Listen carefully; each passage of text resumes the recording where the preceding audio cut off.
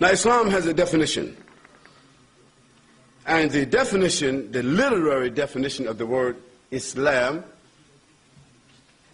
comes from the Arabic triliteral verb called salama. Salama means he submitted. It literally means he submitted. Third person, perfect sense, it means submission. So salama means submission. Islam means submission, but submission to whom? Submission to the Creator. And submission to the Creator in what way? Submission to the will. When the will of the Creator has been manifested, when the Creator manifests His will, His order, His legislation through revelation, through inspiration that He sends down through prophets, messengers, through His angel. He sends His angel to His prophets and messengers, and they become a reposit for His word, for His legislation, and then that legislation has been recorded, memorized, documented. Then it becomes law. Those creatures who follow those prophets and those creatures who say, I believe in the Creator and I follow those chosen prophets and I recognize and acknowledge the law of the Creator is the will of the Creator, those people are all called Muslims. So therefore, those who submitted to the Creator, those who followed Abraham and submitted to the inspiration of Abraham in his time, because he was a chosen prophet of God, those who submitted to Abraham, and Abraham himself, who also submitted to the will of the Creator, they were what? Muslims. But don't get confused now with this Arabic terminology. I didn't say he was wearing a kufi or what they were wearing beards or robes or they were living in the Middle East. Or no, what are we talking about here? We're talking about the definition of the word. Abraham, he was not a Jew, and Abraham was not a Christian, but he was one of those who submitted himself to the Almighty, even though he didn't know in the beginning he had been chosen by the Almighty, but when he understood he had been commissioned, what did he do? He submitted. And submission means what? Salama, Islam. And those who acknowledge it are called Muslim. And when Moses was chosen, and Moses didn't know that he was chosen, he was chosen. But when he understood that he was chosen, and he received the tablets as evidence, that became law. And all those that followed him submitted along with him.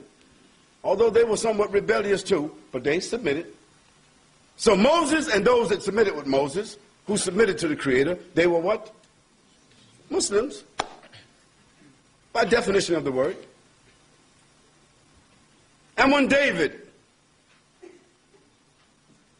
and his son Solomon and Isaac and Ismail and Jacob and John the Baptist and Jesus Christ, all who were born, and when they were born, they did not know that they would be commissioned. Yet when they came to know they were commissioned, they said, I submit. Whatsoever I have received from God Almighty, I submit. And then they told the people around them, I have been chosen as a prophet, I have been chosen as a messenger, and I've been told to you people that you should follow me, and this is God's law. And God's law is His will. And so all those who followed, they, like that prophet, they were what? Muslims. And so the Prophet Muhammad, peace and blessing be upon him, who unlike the previous prophets did not come to a people, because all the prophets, they were sent to a people, a specific people. And even Jesus Christ himself said, he told his people, go not unto the Samaritans, go not unto any other people, for I came not accepted to The children of who? Bani Israel. Jesus Christ came for the Bani Israel. This was his most immediate mission. We don't say that only those people had the right to follow him. That's not the case. But his most immediate mission was that he came to straighten out and correct the excesses of the Bani Israel and their rebellion. He came to correct them. And so Jesus Christ and those who followed him, following that law that he had been given, the law that he was already following, the law of Moses, they were what? Muslims. And so the Prophet Muhammad, peace and blessing be upon him, he was sent, he was called Rahmatul lil Alameen. وَمَا أَرْسَلْنَاكَ إِلَّا Rahmatul lil Alameen. I have been sent, O Muhammad, peace and blessing be upon you. You have been sent, except to, as a mercy to whom? The Arabs? No. To the black, to the white, to the yellow, to the male, to the female? No. As a mercy to the entire world. Mercy for the whole world. And that's why today, 1.5 billion people of all backgrounds. You go to China, you got Buddhists, you got Hindus, you got atheists, you got communists, and you got Muslims. You know how many Muslims in China? 100 million. Chinese Muslims. Muslims in India. You got Hindus, Buddhists, atheists, communists. Muslims in India. How many Muslims in India? 150, 170 million. You got Muslims in Scandinavia. You got Muslims in the North Pole, living in igloos. If you got some people up in the North Pole, you're going to find a Muslim up there too. White Muslims, red Muslims, yellow Muslims, short Muslims, tall Muslims, female Muslims, male Muslims, young, old Muslims, Muslims in Africa, Muslims in China, Muslims in Australia, Muslims in North America, and me, Muslim, coming from Harlem, New York, Brooklyn, another planet. Muslims from everywhere. There's not a place on the globe you cannot put your finger. There are not Muslims there. And they're not Arabs. And many of them, they don't even know anything about the Arabs. In fact, the Arabs only make up 19% of the whole Muslim world. Did you know that? Only 19%. Some people think that all Muslims are Arabs and all Arabs are Muslims. You can obviously see that's not true. Right here. The Arabs that's in this room right here don't even make up 19%. So Muslim doesn't mean Arab. And the Prophet, peace and blessing be upon him, he was sent to the whole world. That is his message, his character, his position, his station. It's for the whole world to see. And the beautiful thing about it, his life has been documented like no other prophet. Anything you want to know about the Prophet Muhammad, peace and blessing be upon him, anything. It's not conjecture. It's there. Black and white, preserved. It is there. Like DNA, it has been preserved completely. His whole life, how he brushed his teeth, how he combed his hair, what kind of clothes he preferred, how he did this, how he did that, how he shook hands, how he sat, how he slept, how he spoke. If somebody greeted him from the side, how he turned his body to that person. How he spent his money, how he put his money in his pocket when he got ready to buy something, what he did, how he did it. Everything about the Prophet, peace and blessing, have been for the world to see. Not just for us Muslims, but for anyone in the world to be able to examine for themselves. What kind of man is this? And we'll come back to that issue. But I want to define for you, when we're talking about Islam, that it has a definition. And it means those who submit. Now Islam is also has another definition according to the religious definition itself. And some of the scholars, they said this definition, and they give it to you like this. It said, Al-Islamu istislamu lillahi bitawheed, wal-inqiyadu lahu bitta'ati, wa ruddu al-kufr, wa shirk, wa ahlihi. And what it means, very beautiful. It says, Islam is a system of full submission to the Creator. It means complete submission. Because if a person who calls himself a Muslim mixes his will, sometimes I want it, sometimes I don't. Sometimes I obey God, sometimes I don't. He ain't in full submission. Now, none of us human beings can fully submit because we have something going on inside of us called nafs, self. And the self is always want to be rebellious, Self always say, I want to, me. I don't feel like getting up right now. I want to do this. I want that. You see a woman, I want her.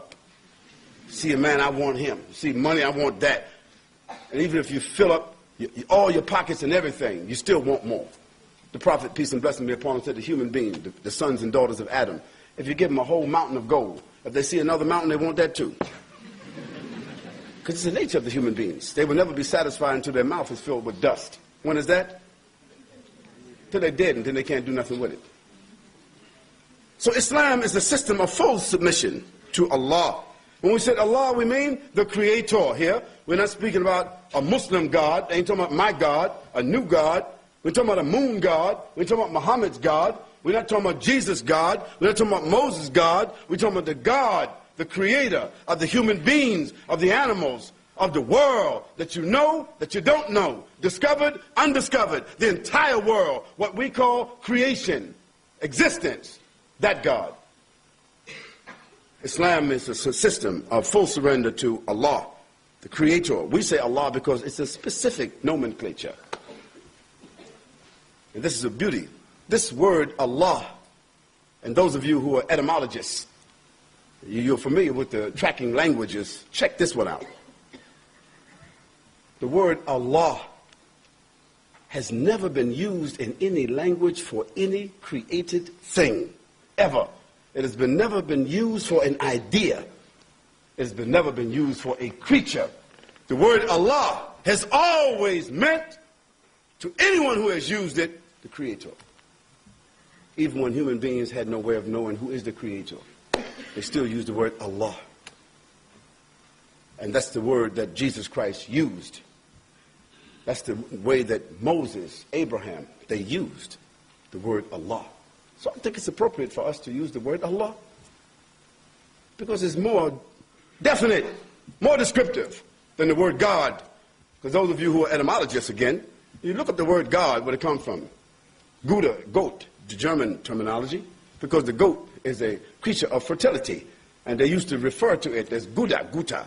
And Guta means goat, and goat means, the whole word good, God, came from that root, that Latin root, upon which Germanic and other languages are built on. That is not appropriate for calling the Creator, although it's no problem. If you want to say Almighty God in English, we can say that. Let's qualify it with Almighty God, because you might mean my God, your God, different God, they God, many gods. But we're talking here about what? The Creator. So Islam is a system of full surrender to the Creator, with absolute adherence to monotheism. This is the thing that distinguishes Islam. Absolute adherence to monotheism. Now, what is monotheism? It is the antithesis. It is the opposite of polytheism. And what is polytheism? It is nothing but pure paganism. Now, you can justify your paganism as much as you want to, but paganism means making God into a word, making God into an idea, making God into a man, into a woman, into a thing, making God, or taking another God along with, making a metaphor. That is still paganism. And today, the people are more pagan today than they was in the time of Rome or in the time of Greece, because now they're using ideas. They're using ideas and setting up ideas as gods. What is a god? An object of worship. And who deserves our worship? Only the Creator.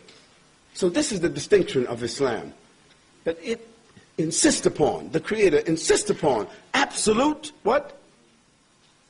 Monotheism. And giving up and submitting our personal inclinations. See? وَالْإِنْقِيَادُ لَهُ بِالطَّاعَةِ. Surrendering our will. That is, once we know the will of God, we surrender. It's like if I put a pistol to your head right now. I said, give me your money. You would not say, wait a minute, hold on, I'll give you my money. Not if I had a great big gun. You wouldn't think about your money. What you'd be thinking about? Your life. You say, well, I'll give him the money. I'll call the police later and give a description. Well, I would too. I would say I give up. And this is what inqiyadu means. We give up to God. Whatever God orders us, we give up. we give up our will for whose will? For his will. As Jesus Christ, he said, not my will be done. What did he say? Thy will be done.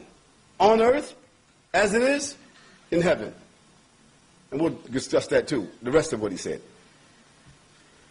Giving up and submitting our personal inclinations to his obedience and rejecting, refuting all kinds of immorality, paganism, and every branch attached to it.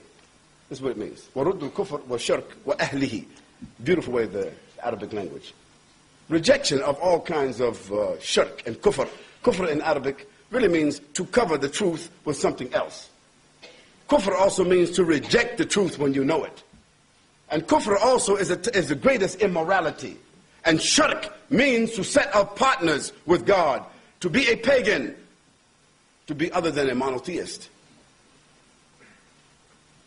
And all the branches attached to immorality.